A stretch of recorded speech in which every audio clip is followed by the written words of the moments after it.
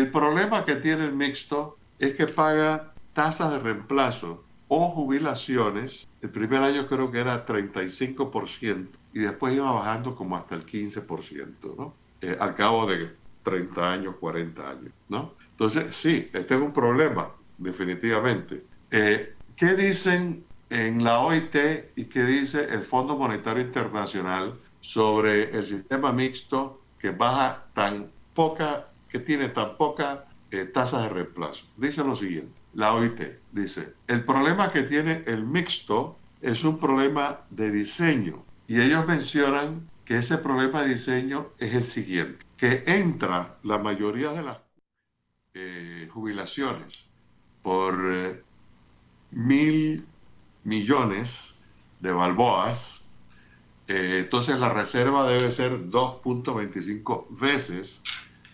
Deberíamos tener una reserva de 2.250 millones.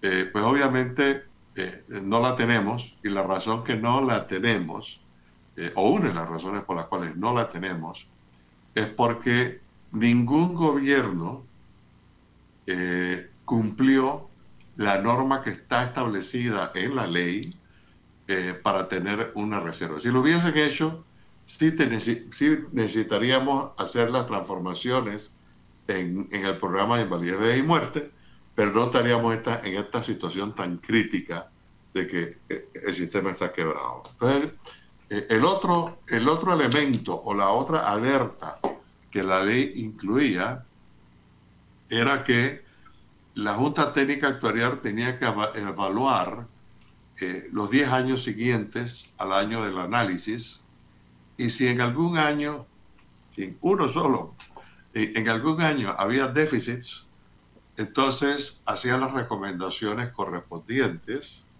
de tal manera a la Junta Directiva de la Caja de Seguro Social, y la Junta Directiva tenía 90 días, era obligante, tenía 90 días básicamente para recomendarle al Ejecutivo qué hacer para corregir el problema de los déficits.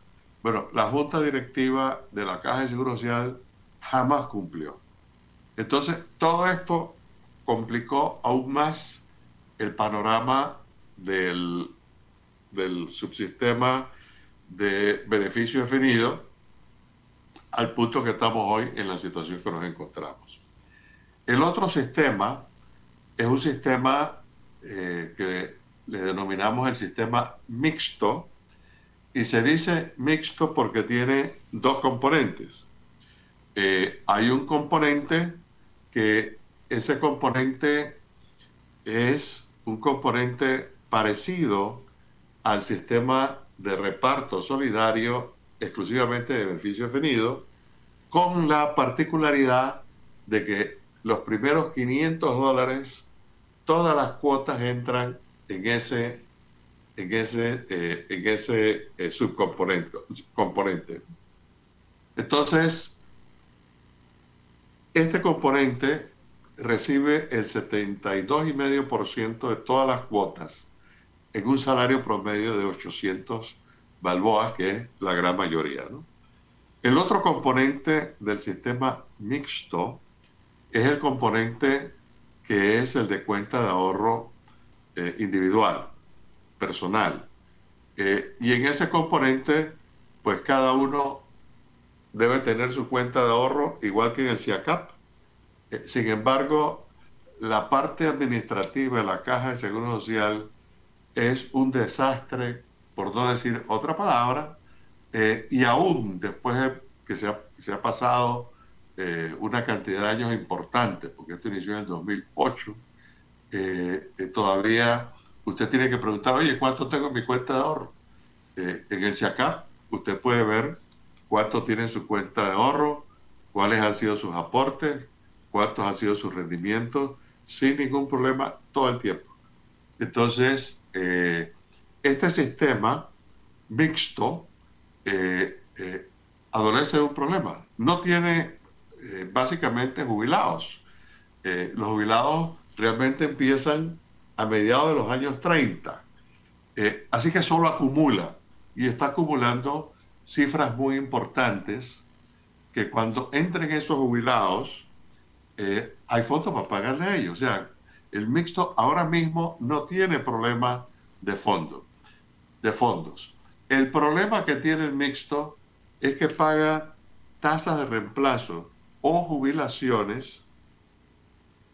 El primer año creo que era 35% y después iba bajando como hasta el 15%, ¿no? Al cabo de 30 años, 40 años, ¿no? Entonces, sí, este es un problema, definitivamente. ¿Qué dicen en la OIT y qué dice el Fondo Monetario Internacional sobre el sistema mixto que que tiene tan poca tasas de reemplazo? Dice lo siguiente, la OIT dice, el problema que tiene el mixto es un problema de diseño. Y ellos mencionan que ese problema de diseño es el siguiente, que entra la mayoría de las cuotas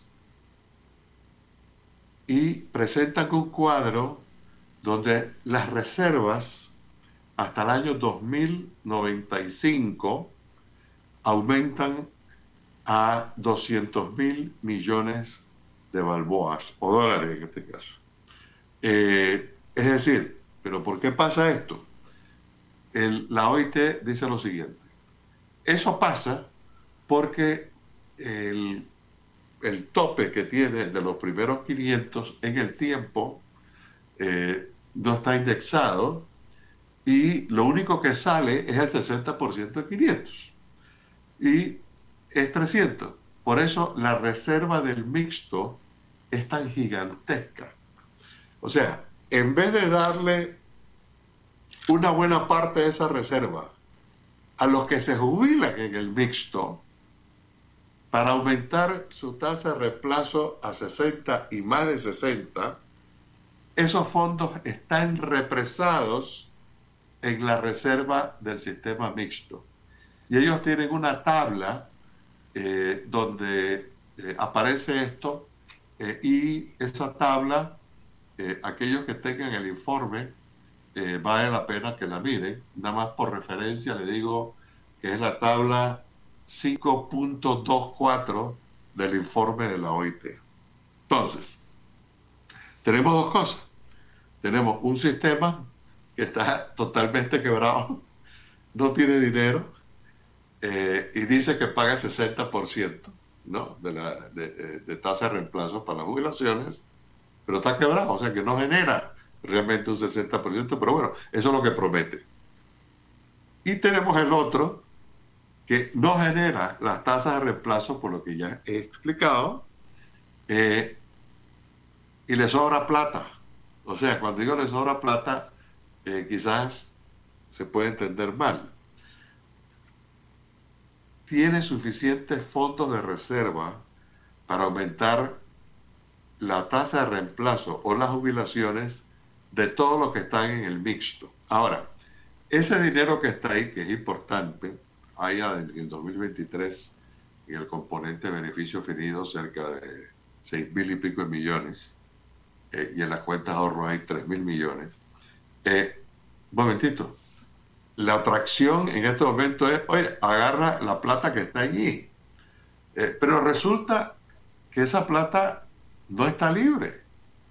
Esa plata está allí para pagar las pensiones dignas del sistema mixto, que no las paga por razón de problemas de diseño. ¿Cómo está diseñado? El problema del mixto es un problema que también lo aborda el Fondo Monetario Internacional en su informe del 2015, en donde lo dice de una forma más técnica, pero el resultado es igual. Es un problema de diseño. Okay. Entonces, ¿cuáles son las propuestas que hemos escuchado en el mercado, ¿no? Y hay varias propuestas. Hay una propuesta que viene del sector sindical mayormente, en donde dicen, unan los sistemas. Y al unir los sistemas, no tenemos problema por lo menos hasta el 2038. Es decir, todas las reservas quedamos en cero, igual que estamos hoy, en el 2038, ¿no? Ahora, ¿qué resulta? Resulta que decir que estamos cubiertos hasta el 2038 es una falacia, porque todo lo que se refiere a las pensiones hay que mirarla a largo plazo. Usted no debe, como estamos hoy día, quedarse sin reservas para pagarle a los 300.000 jubilados que tenemos hoy y el otro año para los que se vayan a jubilar y en los años siguientes, que tenemos un problema gravísimo, ¿no? Entonces, eso que diga, no, hasta el 2034 podemos arreglar eso, perdón, 2038, es total y absolutamente falso. Uno tiene que mirar esto por lo menos 10 años antes.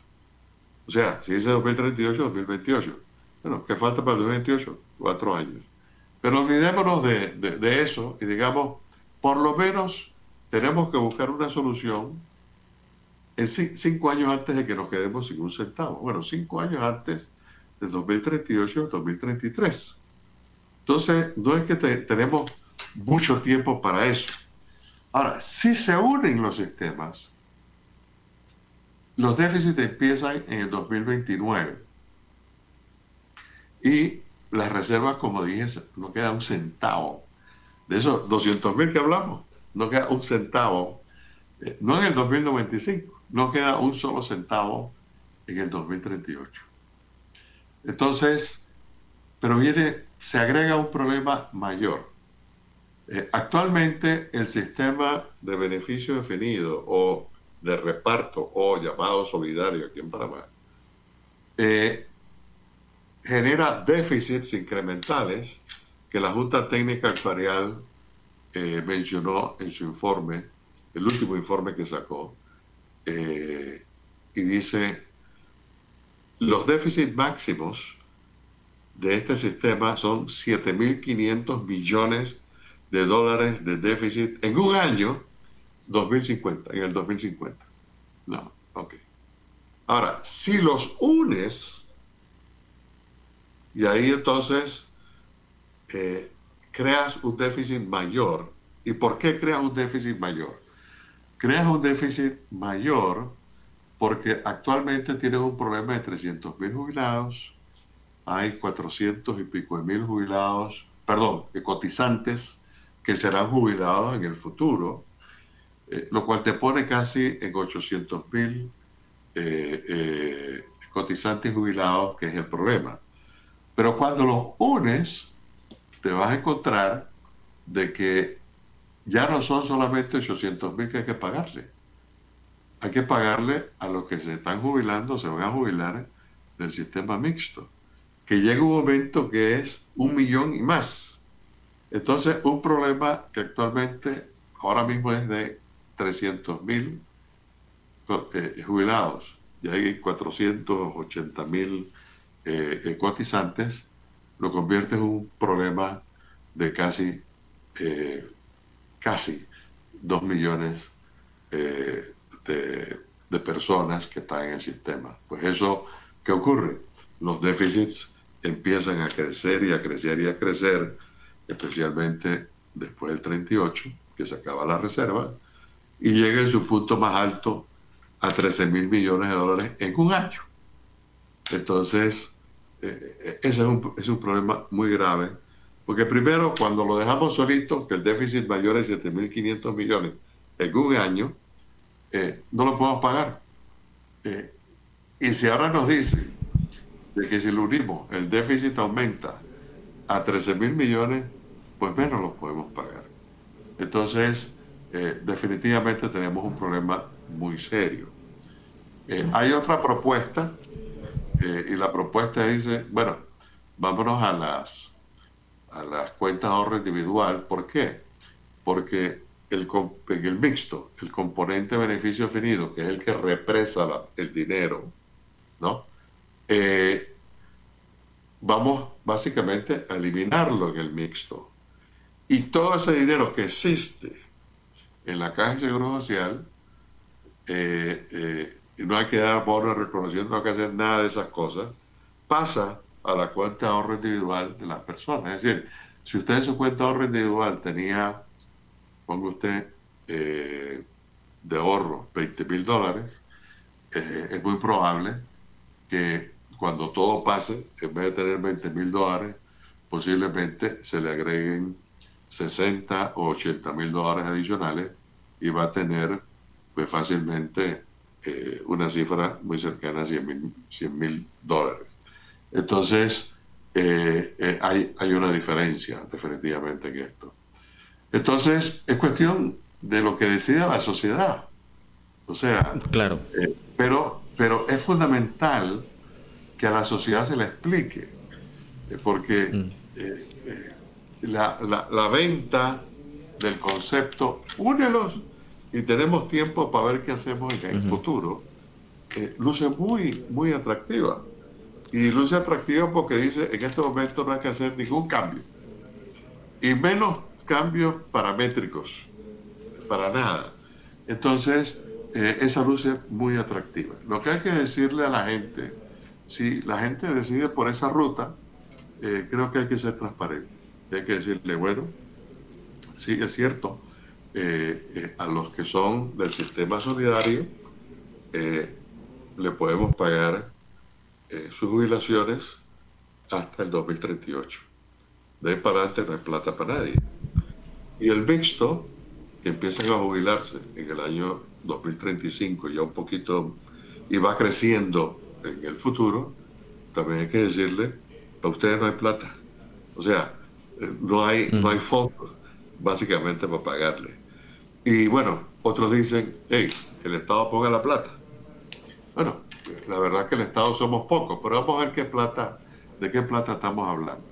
Estamos hablando de que en un año de los mejores vas a tener que meter 7.500 millones, imagínense, más que el presupuesto de educación, más que el presupuesto de salud, más el de la Caja de Seguro Social juntos, más que todas esas cosas.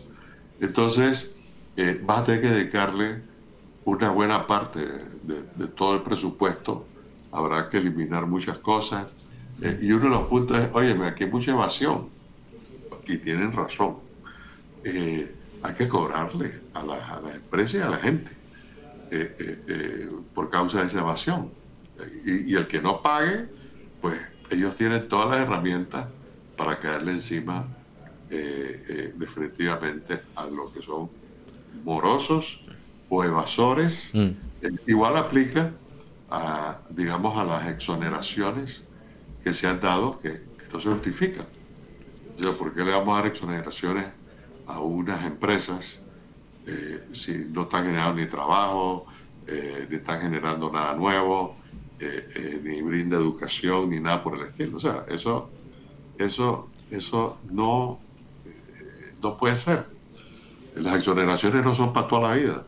Las exoneraciones son para motivar que las empresas entren en ese rubro de negocio, pero debe tener un límite. Claro. 5 años, 10 años, no más que eso. Sí, Este es sí. como quien dice, el panorama a 40.000 pies de altura. Claro, ¿no? Y como usted bien lo dice, ¿no? Un panorama viéndolo desde una mirada holística, valga la redundancia, para poder tratar de ver cuáles son esas propuestas. Me quedo con algunas cosas que usted mencionaba. Uno, hay que ser transparente y que sea al final lo que la sociedad escoja, pero entendiendo cuál es la decisión que se toma. No es un aspecto impostergable esto de discutir o no lo que está pasando con la Caja de Seguro Social. Algo que me llamó un poco la atención fue lo que usted mencionaba de destinar fondos del Estado para el tema de pago de las pensiones. Es una cantidad bastante enorme para un sistema que en teoría se diseñó pensando que tenía que ser autosostenible. Ya vemos que no lo es, y creo que hay que estar claros que es un tema que no es cualquier cosa, porque al final ese panameño que está trabajando, cotizando, espera jubilarse con una pensión justa y por lo menos lo mínimo para poder subsistir, y no está pasando actualmente. Y si no se aborda de forma responsable ahora, seguramente el panorama no va a cambiar en los próximos años. Si tuviera que decirle algo a la sociedad panameña, porque sabemos que aquellos que están discutiendo y presentando las propuestas y están discutiendo en cómo llevar el tema, están empapados, pero a esa sociedad que ve las noticias, que escucha la radio, que todavía no comprende muy bien qué es lo que está pasando, ¿qué mensaje le daría? Y sobre todo quizás también esa esperanza, ¿no? en que ojalá podamos encontrar el camino correcto. A ver, el mensaje que yo le daría es, por favor, tengan mucho cuidado, traten de analizar este problema que no es fácil, pero busquen una solución en donde los jóvenes puedan tener jubilaciones y puedan tener futuro en este país. Porque el impacto económico de no hacerlo bien puede ser nefasto para el futuro de nuestros jóvenes, de nuestros, obviamente, hijos y nietos, ya que el Estado tendría que sacar recursos importantes que antes lo dedicaba a la salud o lo dedicaba a la educación, a la infraestructura y cosas como esas, pues ahora todo se lo come o se lo va a comer definitivamente los programas de jubilación. Y aquí usted mencionó una palabra muy importante que yo no la mencioné, y es lo siguiente. A nivel mundial se evalúan los sistemas de pensiones y hay 3 elementos, y dentro de esos 3 elementos cada uno tiene un grupo de puntos que definen qué es lo que debe tener un sistema de pensiones, ¿no? Entonces, desde ese punto de vista, esos tres puntos corresponden a que los sistemas de pensiones deben ser adecuados. ¿Qué significa eso? Significa que los beneficios deben ser suficientes, que el diseño del sistema definitivamente esté con las mejores prácticas a nivel mundial, que genere ahorros y rendimientos, que tenga una contribución fiscal para que ayude al sistema y que los activos que tiene crezcan de una manera importante. Y le dan un peso a esta parte de adecuado de un 40%.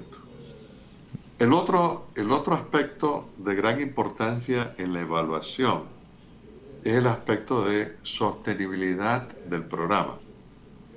Y eso incluye lo siguiente: que tenga una cobertura nacional muy importante, que los activos totales generen definitivamente rendimientos para cubrir los egresos, que esté a nivel de la demografía del país, es decir, cuánta gente tengo que se están jubilando y cuánta gente tengo que estén pagando cuotas, y el crecimiento económico del país. O sea, tiene que ser sostenible. Y lo otro es que tiene que tener integridad. Y uno de los el primer punto que ponen es que ninguna institución debe manejar miles de millones de dólares en una reserva y que no tenga un regulador encima supervisándola. O sea, es igual con la superintendencia de banco. La superintendencia de banco es el regulador de los bancos. Todos los meses revisa los balances, los estados de ganancia y pérdida, todos los meses. Y si ve que no hay suficiencia o empieza algún problema y ellos proyectan y dicen, aquí este banco va a tener problemas, hombre, lo intervienen a tiempo. Pues aquí, imagínense, si esto fuera un banco, me refiero al programa de la Caja de Seguro Social, IFM, hace rato nos hubieran cerrado. Entonces, definitivamente la parte de regulador es importante. Pero la parte más importante de la integridad, que le dan un peso de 25%, es la transparencia. O sea, ahí todo tiene que ser transparente.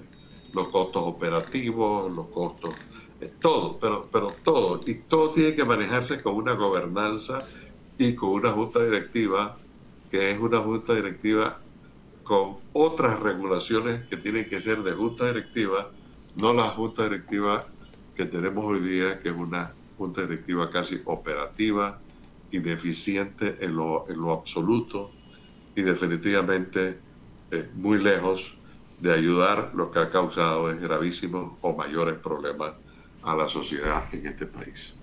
Bueno, y no queda acá el tema, seguramente que vamos a seguir escuchando más sobre la Caja de Seguro Social en los próximos días hasta que se defina, pero sí hacía falta tratar de entender y comprender qué está sucediendo, las propuestas y mirarlo desde, como usted decía, a varios pies de altura para intentar como sociedad, digamos, adentrarnos o de ir desmenuzando toda esa discusión que es tan compleja y que al final a todos nos perjudica de alguna u otra forma, porque para eso está precisamente este sistema, para apoyar a todos los ciudadanos y usted decía, un alcance nacional. Tenemos que dejarlo hasta acá porque se nos acabó el tiempo, pero muchísimas gracias, señor Jorge, por acompañarnos hoy. A ustedes por invitarme, muy amables. Con gusto, y será hasta una próxima ocasión. Nosotros nos vamos a nuestro siguiente cambio.